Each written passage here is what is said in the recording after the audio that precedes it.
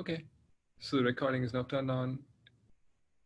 Welcome to yet another meeting of Resource Management Working Group. And today is 23rd of May. We have quite a few topics in the agenda. So I think the first one is about SRIOV device plugins. Not sure who added that to the agenda. Whoever that is, I'm assuming you're in this call. Can you speak up and get going with that topic? Hi, this is Abdul here, and Luis should be here as well. So Luis going to be presenting this proposal, and I'll run the demo. Awesome. Okay, thanks. Can everyone hear me okay?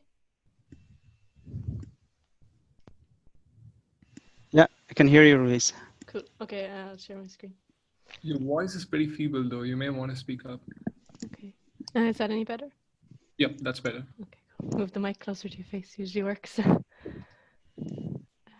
screen. Okay, let me know when that starts presenting for you guys.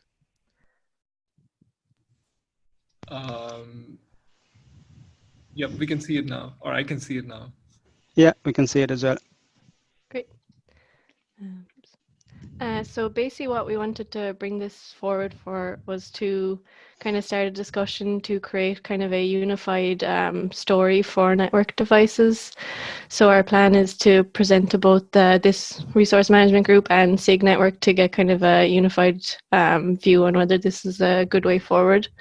So the plan today is to talk about our SRIV implementation, but with the view that this could work for other networking devices. This is just an example implementation.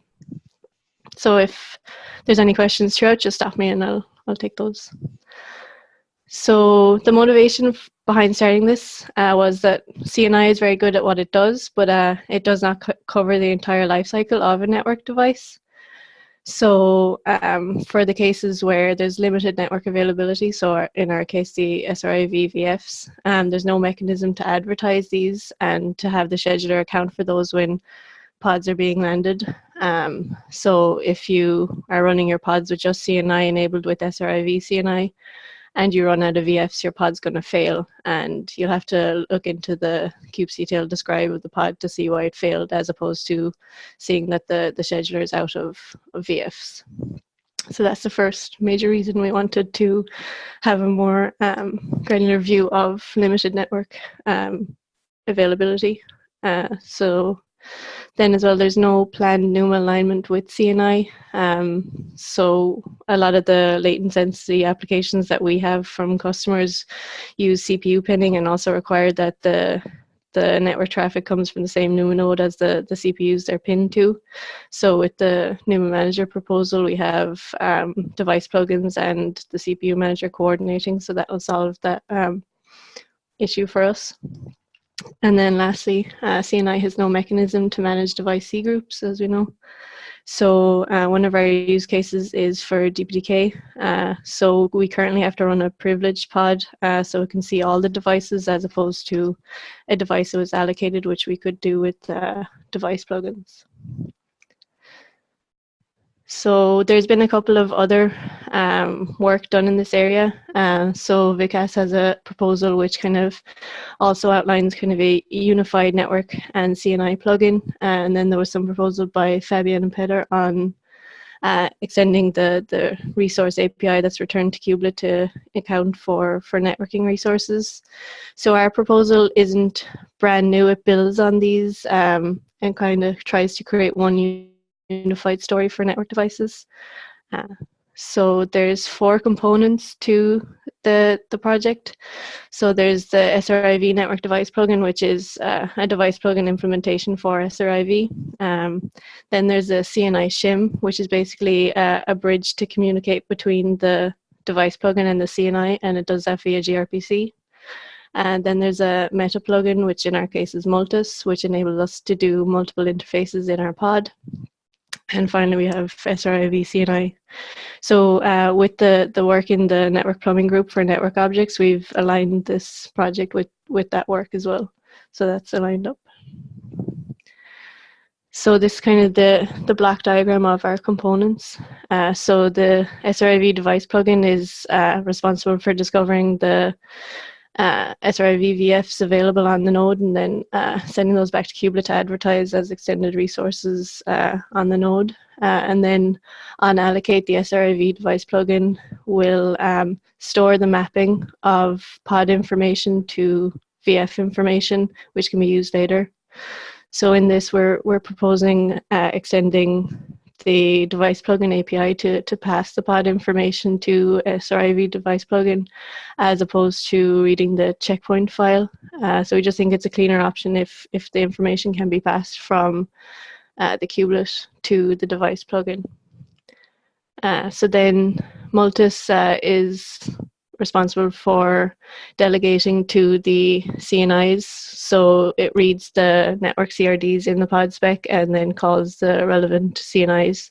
So in our example case, we use Flannel and the CNI shim. So what the CNI shim does is it creates a gRPC connection to the SRIV device plugin, and using the container args passed into the CNI shim, it gets the pod name and pod namespace and sends that to the device plugin. The device plugin can then use this information to get the pod UID and get the correct VF mapping and send that back to CNI shim. And then CNI shim will send that information to SRIV CNI, which can do the actual plumbing of the VF to the pod's network namespace. So that's pretty much it for the presentation. I said I'd keep it short and sweet, and then Abdul can go on and show the demo. Is there any questions before we go on to the demo? Or I have a series of questions after reading the blog, but I can ask them after the demo. Yeah, maybe we'll go ahead with the demo. It's not too long, and then we can take all the questions, if that's okay with everyone. Okay, I'll stop sharing, and Abdul, if you want to start. Yeah, thanks, Liz. Yep.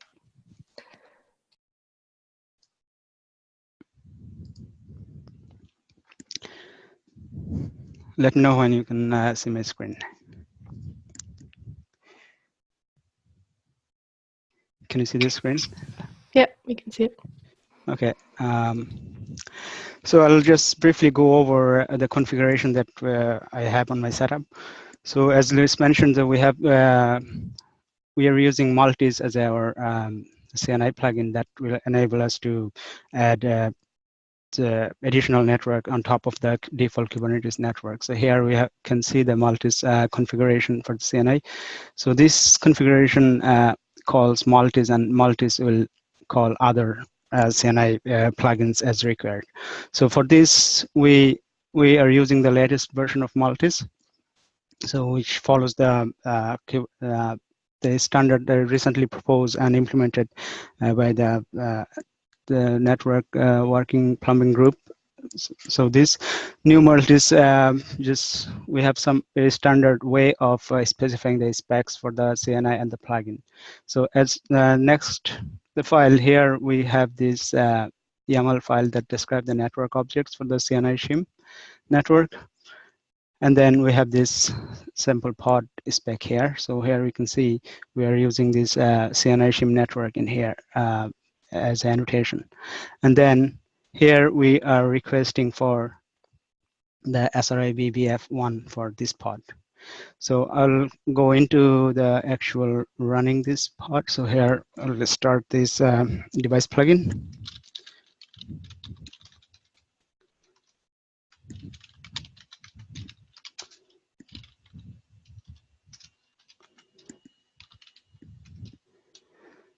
So as you can see, the right-hand side bottom, the SRIV device plugin pod is running. So I'll just run the log so we can see the interaction, what's happening.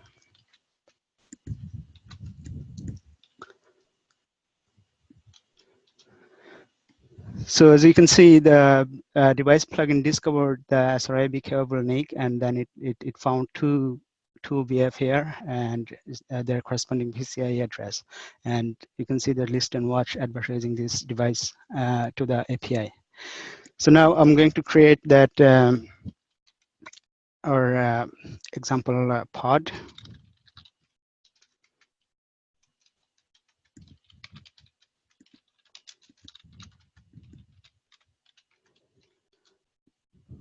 So you can see the pod is being created and it's running. So we'll see the network interface in the pod.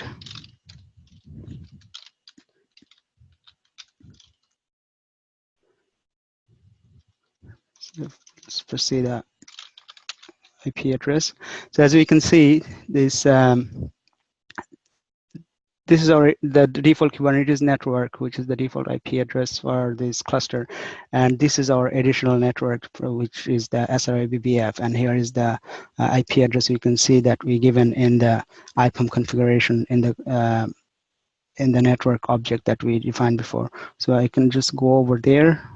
And so as you can see, this is the subnet mask and the IP address range that we give, and the pod actually got the same IP address and all this IPAM information here. So we can see the default gateway, so the routing information as well. So, and we see that SRIB plugin actually successfully added the routing as well for this interface. And also we can see that the device plugin here, if it on top of the screen, it got the request from the CNI plugin, and it sent the response of this BF for this pod allocated before when the pod was created. So this is the phase 1 implementation we have done, and this demo actually shows that one. So as we can see in our proposal document, there is a phase 2. There are some other few tasks we need to do. So yes, it would be great to get some feedback from this community, and maybe we can improve it further. So I think that's the end of this demo. Is there any questions regarding demo or the configuration? Yeah, I have a few questions. This is primarily based on the doc. Just go through them in order. So one of the claims there in the doc was that you need a one-to-many or like many-to-many mapping between network CRDs and device plugins. That sort of feels like an anti-pattern in the sense that as of now, each device plugin is exposed through a compute resource name. So there's a one-to-one mapping there. I wonder why you need that many-to-many mapping.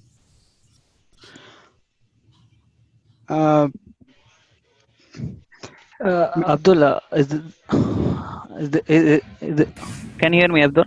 Yeah, we can hear you, Kural. Yeah, this is okay. Kural here. Yeah, so I was working with both Luis and Abdul on this one. So the question regarding the one-to-one mapping, right? So if you take for networking, it's each and every network object is quite different. So in this case, we have this our shim CNI, which acts just like a gRPC client to connect to the server.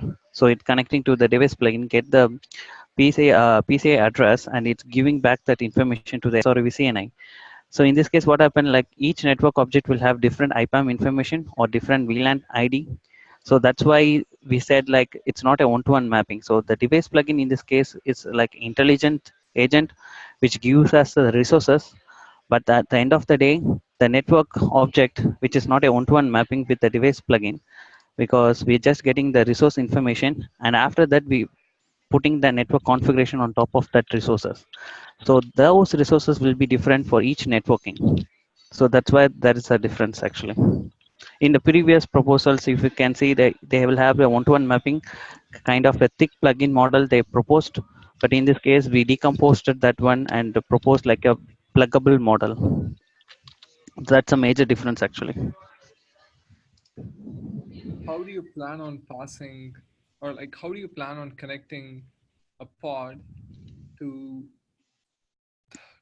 the extra configuration bits that are, I guess, in your case, associated with network CRDs, and like how is the device plugin going to know all of this? Because the only hook that you have right now is a resource name. Yeah. I think the resource name is a kind of the socket connection through which the shim CNI will communicate to the device plugin, right? Luis and Swati, whether I'm saying it's right? So we are passing in the socket name when the same CNI. So I'll just show that quickly here. As we can see here, we have this device plugin name here in this field, SRIBnet. So based on that, we connect to this device plugin using this socket name. Does this answer your question? I guess I'm probably missing how the network CRD admission control plugin is going to tie to a device plugin, because in my mind, the API that is exposed for devices is a resource name. So I would naturally expect a resource name to show up here, not necessarily a device plugin name. And that's the thing that's throwing me off. So the CNI shim don't need to know about the resource name in here. All it need to know that which device plugin it need to connect to. And the device plugin will actually do the resource allocation itself. So here we only want to communicate from CNI shim to the device plugin, in this case SRIB device plugin. Okay, and then how would the CNI plugin know which, like how would the CNI plugin then translate this name into an actual process that's exposing some set of gRPC endpoints? So we are using the canonical location for the kubelet var lib kubelet device plugin location, and this SRIB net socket is reside in there. So we make use of that location, and using this name, we assuming that there is a socket available to connect to. Okay, so this is mainly for discovery and connecting CNI plugins to the corresponding device plugins. That's right, yes. Okay, makes sense.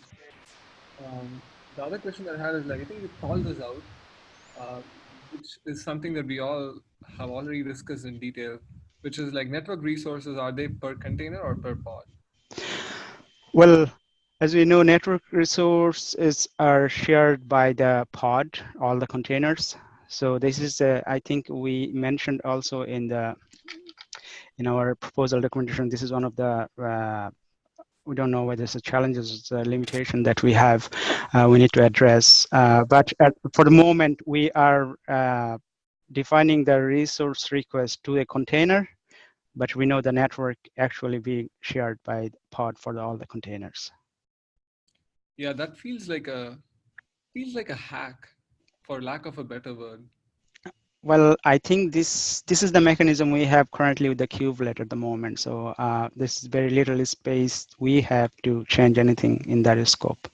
So that makes sense. So if you were to, like, what would you want ideally, right? Like if Kubernetes were to actually support this a little bit more nicely, like what sort of interfaces are you looking for? We don't have a defined what do you call requirement. We still need to figure out how to approach this best. So right now, because there's when we actually consider this works now as it is, but when we take into account the NUMA alignment, that will make things more difficult, because you might have memory and CPU from one NUMA node, and then you need to make sure that network device also, for example, the SRIB also coming from the same NUMA node if we want to give a good performance for the application. So yes, we still don't know how we can address this one, but surely we can look into this. Yeah, I mean, if I were to just think aloud, you would literally need all containers in a pod that are sharing such a network device to be within the same socket, right? That's right. Yeah, yes, for optimal performance. Well, I think not necessarily. So in some cases, we could have our high performance like VNS application in a container in a pod, and then we could have a telemetry or logging container as well in there. And in theory, that wouldn't really care about whether it's on the same socket. Yeah, so in order to like provide such an interface, then you need to know which container is the one that's accessing. Exactly, yeah. So I'm currently network interfaces are at the pod level, so you sort of have this chicken and egg problem. Mm-hmm. Okay, so essentially the answer to my question is you don't know yet. Is it then fair to say that by building this, you're going to get it in front of users and collect some feedback?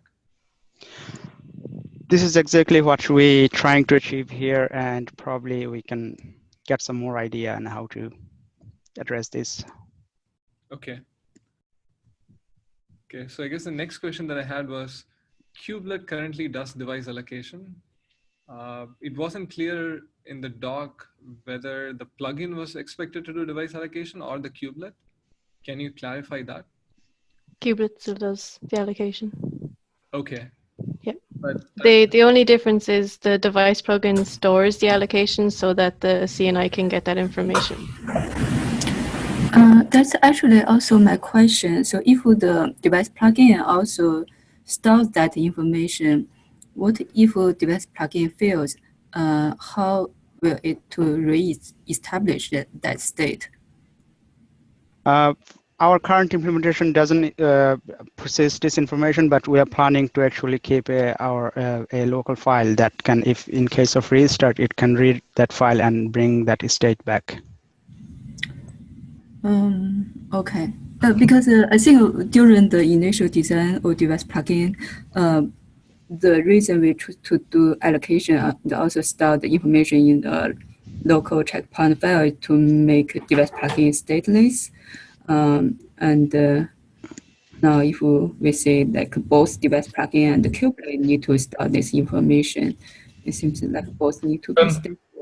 To actually build on Jayang's point, if the device plugin is also storing the device information, it seems prone to errors, especially in terms of the device plugin might have a different state. So it might be more interesting for you that when you register the device plugin, if Kubelet has information, it could give it to the device plugin. Yes, that's one possible way. Yeah. Yeah, definitely. So currently, what information is passed from device plugin to the shim?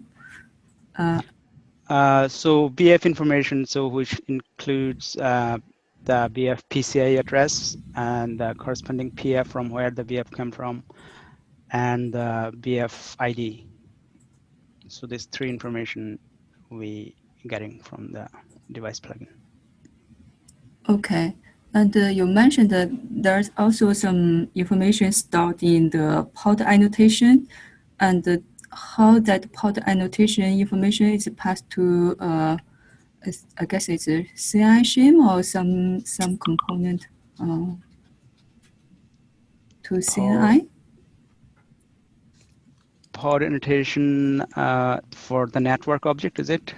Yeah. That is passed through the CNI shim. That's right. Yes, CNI shim got this because we are using Maltis, and there is a network object created using the CRD. Okay, so this CNI shim will watch the CRD. We don't need to watch the CRD. So basically, I'll go over the port spec there. So here is the CNI shim YAML file. So we create a network object using this file, okay? And this is the name we given. It's the CNI shim net1. And this is the pod spec. Here we specifying this pod want to connect to this for this network on top of the additional, the default funnel network that we have configured. So this will be additional network. I think as well, were you asking Multis uses in-cluster config to get the pod annotations to get the CRDs? Yes, so Multis, the way Multis works is it sees this pod annotation, then it do a in-cluster communication to get the details of this network object, which is CNI shim. It will get exactly this configuration will be passed to this Multis. Okay. So just to throw an idea out around, right? Like, what if you're completely bypassing CNI in the sense that what if you're doing all of this from within the device plugin? Have you thought of such an approach? We thought about it, but what if for some reason we we plumb the network in that one device plugin, but for some reason, some other resource requirement aren't met and the pod is failed to create. So who will going to deallocate those network or delete the network? That shouldn't be a blocker, right? In the sense that there are admission checks which will ensure that kubelet can satisfy all the resource requirements before admitting a pod. So the admission checks are sort of like atomic in that sense. Then if your second problem is you have to perform some deallocation, then that's something that we have heard for other use cases too in the past. I think yeah, go ahead, Luis. Yeah. I think just the other thing, when the device plugin allocate is called, the pod network namespace isn't created. So I saw some proposal where you plumb into the network namespace of the actual device plugin pod and then watch for the namespace being created and then plumb it in there. But that seems kind of a hacky workaround as opposed to a good interface to follow. And in addition to that, we must probably missing some of the pod details in allocate call. Yes, this is exactly the point Luis also said that we have challenge. So we are actually going out of the flow of the kubelet, creating the network. So I don't think that is the right approach. So Jain has been thinking a bit about pre-start. I think the community in general has been like thinking about having pre-start hooks at the container level currently. But in your case, you need something at the pod level. So in theory, like I might be missing or glossing over some major pain points, but in theory, if you are able to get a hook in the device plugin between a pod sandbox being created and a first container being started in there, so you should in theory be able to configure the network namespace, right? So all you need is the network namespace information. But I think before we go into that path, we need to say because if it's a common operation needed by a lot of network setup process, it makes sense to do it through the CNI instead of trying to duplicate the same functionality in each component. No, that's fair. I mean, I was just saying that, like, in theory, we could just imagine CNI being invoked from within the device plugin. I wasn't recommending creating a new interface, but I just want us to like really like think aloud on like all possibilities before we constrain ourselves to whatever interfaces we have today. That's probably the reality in a sense that if you want to ship it today, you have to make do with whatever is available. But if the discussion is about how do we improve this, then I would want us to not have too many constraints. Just a side note, I've been taking notes for the past 5 minutes. I might have missed some conversation, so if people want to complete those. Sure, yeah. Okay. Do I have any other questions? No, I guess you covered. The only other question that I had was like, how is VLAN managed? I'm assuming that VLAN is not part of your resource allocation problem in the sense that a single, like you can have a single set of VF interfaces which can belong to any number of VLAN IDs. And so it's a separate config knob. Yes, the SRIB CNI plugin that we're using that supports also VLANs. I didn't show it in the demo, but we can specify here where this SRIB configuration here, we can specify the VLAN ID and the BF will get that VLAN ID configured.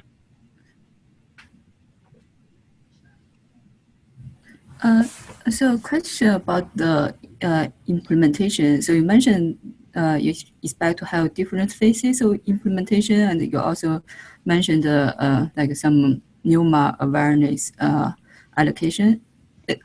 Is the current implementation include any NUMA related things? No. No. Okay. Okay. It should, in theory, if the current NUMA manager proposal were to go through with the device plugin as it is in phase 1, where it requests explicitly the extended resources. If it were also to request integral CPUs, the new manager would coordinate so that they do end up in the same socket without any changes to any of the components as they are. Tested Autonuma, like, is it even possible to try to use that in this use case? I think because the CPU manager is making the decision on the integral CPUs, and then device manager is making the decision on the VFs, it won't have any. Okay. Yeah.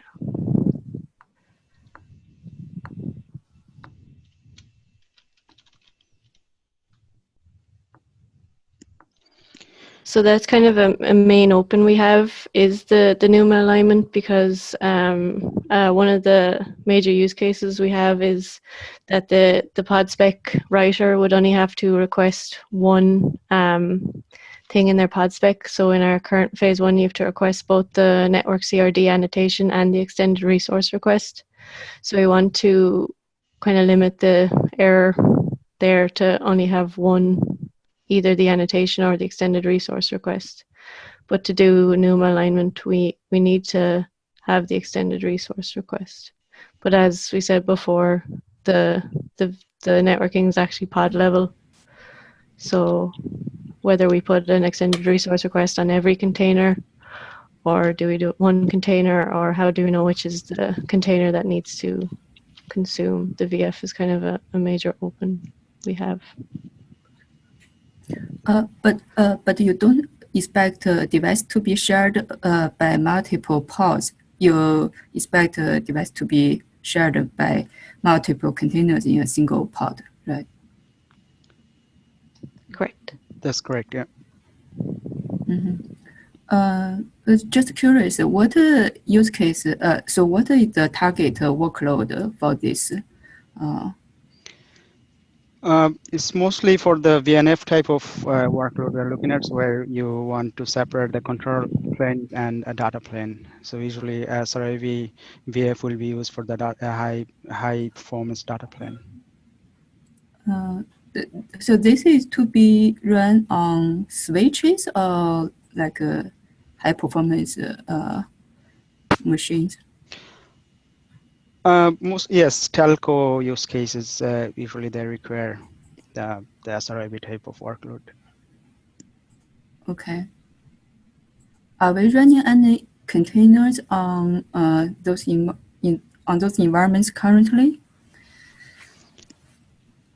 I think, I'm not sure at production level, but there are definitely a lot of POC going on trying to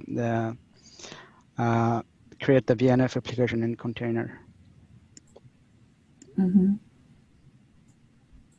Okay. Hi guys, can you hear me actually? Sorry, Yeah, so I was sorry, I was outside actually. I couldn't able to talk to you guys. I found a new place. So previously there was I didn't listen properly maybe. So the device I listened to the conversation about the device plugin can invoke the CNI. So I just want to get the community aspect, like whether the community wants looking like the multiple networking should be done as a device plugin model, or it should be as a CNI model. So there was a lot of proposals going on. So I just need to get the community view on that particular kind of model. Like, so in this case, you want to invoke networking through the device plugin, right? So and sometimes it's kind of reinventing the wheel what the CNI has done before. So I just want to get the opinion on that particular model. I think it actually wasn't our intention to really cover the network resource. As its name suggested, it's we intended to just manage device resource. And I also feel like it's probably better to solve this problem in SIG network, because folks there have better knowledge on networking. As we have seen, like trying to make network resource through the device plugin API, there are some something not fully matched, like a network is a pod resource, it's not a container resource. So I actually hope the problem can be solved in sig context. Just a small note. I think one of the objectives at the beginning was to support network resource. This split off because I think one of the things you are right is that SIG network has probably a lot more knowledge, but one of the goals of this resource management work group was also to have people from multiple SIGs meet and take decisions that are cross SIGs. And network devices seems like something that does cross some SIGs. That's a good point. And we have kept seeing proposals for network device plugin. I think maybe someone need to make sure we have some SIG network representative participate in this meeting so that we can get some opinions from their side. That's a good point. Should make sure maybe as part of agenda, like who is adding any network topics to this agenda should also probably notify SIG network and try to ensure that we have participation from there. At least like 1 or 2 representatives. And this also feels like a really big problem. Like from talking with Tim Hawken, sort of picture he paints is that there's so many different problems that are getting interconnected. There's the issues with like managing hardware devices or like logical devices that are associated with hardware. And then there's the whole gamut of like the networking features that have been built over the years that also need configuration. And like these two are getting clubbed together. Like the SRIOV is a classic example where you have to pass in, you have to handle not just this logical resource allocation, but you also have to deal with VLAN and a whole bunch of other networking configuration. And so that space is, the number of permutations there in that space is quite vast.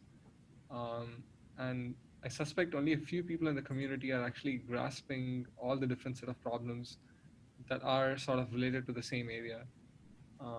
So again, like in a roundabout way, I'm saying folks in SIG network are probably thinking about this a little bit harder than here. I think this community would probably have much more opinions, stronger opinions on how to deal with NUMA and like how to deal with like the actual resource allocations. But when it comes to interactions with CNI and when it comes to interactions with network CRD, I think we'll need folks from SIG network. We plan on presenting to SIG network next week. Maybe if you guys can attend that as well, we can send out just when we're going to present if anyone wants to attend and hear the discussion there as well.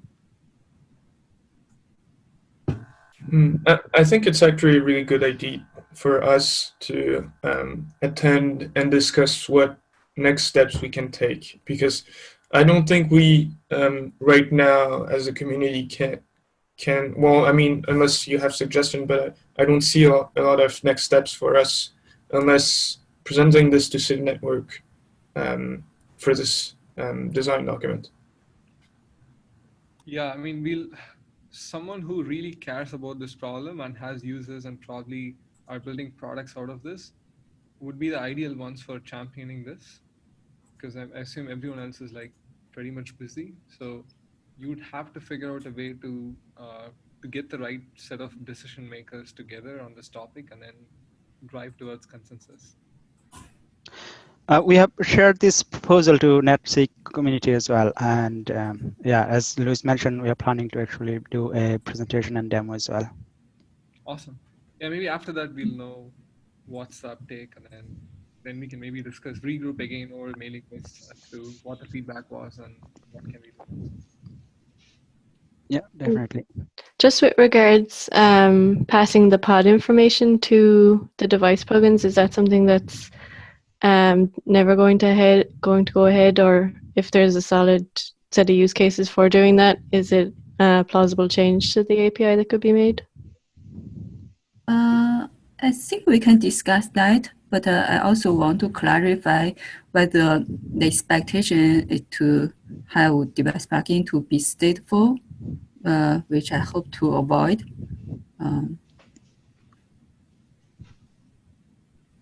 Okay, and would there be any opens to kubelet storing additional information for a device plugin, that kind of model? It's currently storing that, but I think the general ask is to make this information available to other components. And I think we are also discussing this in different contexts, like for monitoring and maybe also for other purposes. And hopefully we can come up with a solution that can allow other components to discover this information easily.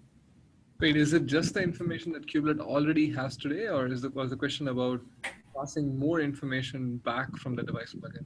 Yeah, it's additional information. Yeah.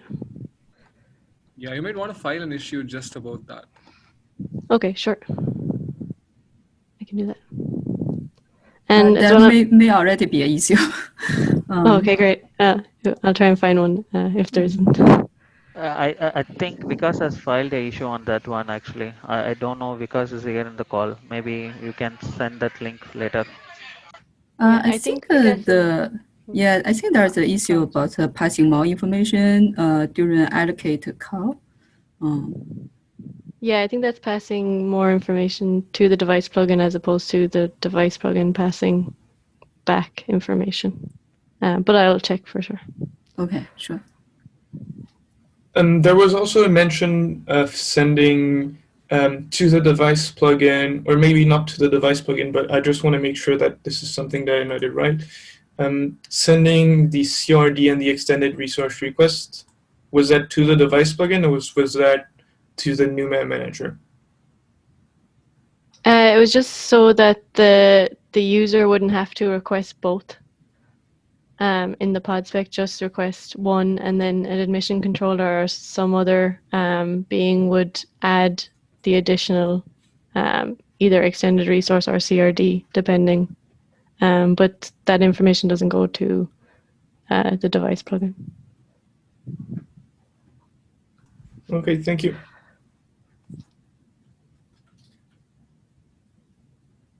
I guess the next item on the agenda that we had was, is anyone working on a POC for resource classes? Yeah, so practically it's my question, which I wanted to bring to this group, is because I started to notice what like robots start to comment on many of related issues what were in rotten state. So we had proposal from, I think, beginning of April, were comments, like people were commenting it during April, but I think since April, nothing happens.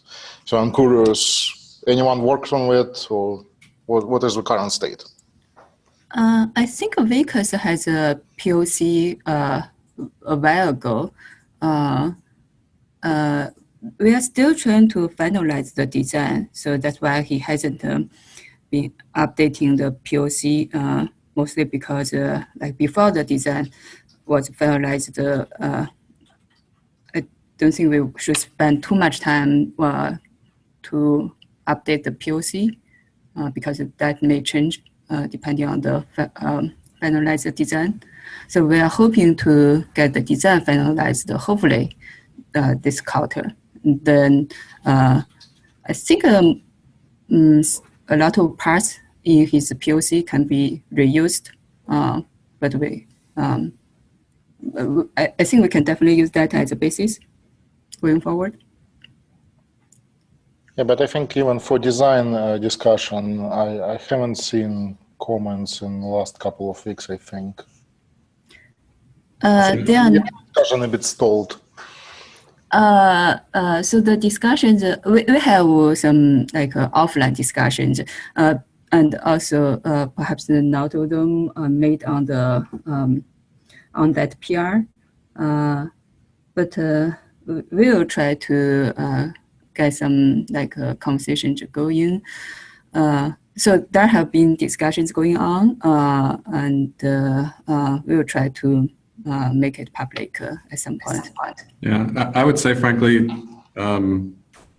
given that it's not going into the actual code base this quarter, that many of us are probably focusing our energy on closing out we're trying to actually get into the code base in this current release of Cube. But what is generic feeling? Like, can we get some, I don't know, alpha implementation in 1.12 release cycle, or? What is your goal? Well, we have several things, like several features, working on like FPGA support and so on. And for us, we need to understand what we are doing. Like, we are dependent on current device plugin implementation, or better we would like to use the new thing, new resource classes. So the resource class doesn't change the device plugin implementation. Right. So it's not going to replace device plugin.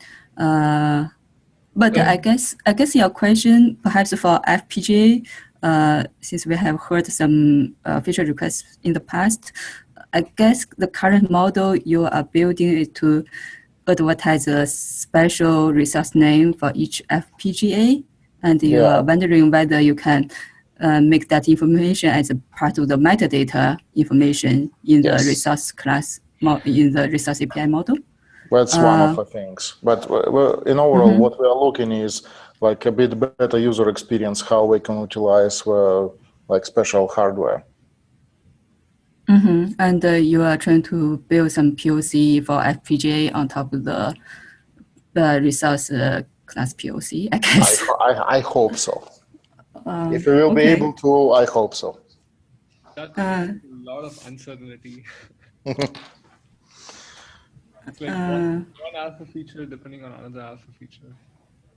So Vikas' POC was done about a year ago. I'd be shocked if he's rebased it since then, although most of the changes were in the scheduler. I don't think he's on this call now, but you could follow up and ask him, resurrect or rebase that branch. But it's... All right, I'll try to ping him in Slack and see what his current state is. Yeah, if you cannot model FPGAs without resource classes, then I think that'll be a useful piece of knowledge to share with the community. Well, we have, beside FPGA, we have our scenarios. Actually, we have like another item for our agenda, which my colleague wanted to talk, but I'm not sure what we have enough time for doing that. Yeah, if you have any experience to share, any pinpoints of like modeling FPGA resource with the current device plugin model, and why you think perhaps the new resource API model is better fit, we would definitely want to hear that feedback. Yep.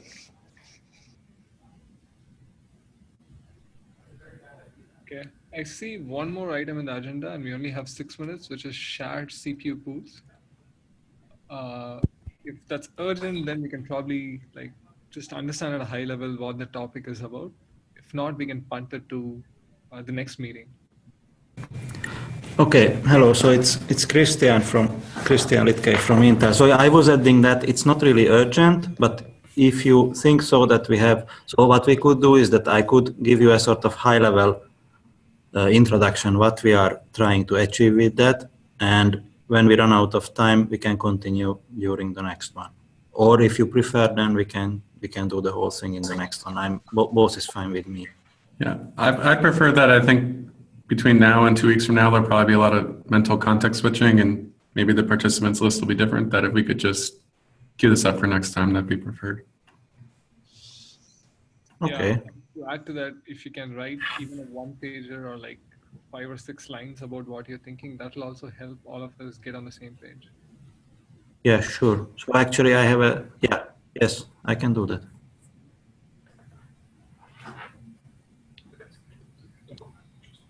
So we have basically, I have a document, I just couldn't share it because I was creating it with my Intel account, and I will just recreate it with my personal account, and then I will be able to open up for everybody, and I will add it to the agenda, basically a link to it. That's fine with everybody. Problem of sharing Google Docs. Yeah. Is there any other urgent topic that anyone has that they want to bring up? Okay, I'm assuming silence means we're all good for this week. We're going to go ahead and end recording. Thanks, everyone. Thank you very much. Thank you, Vish. Thank you. Thank you.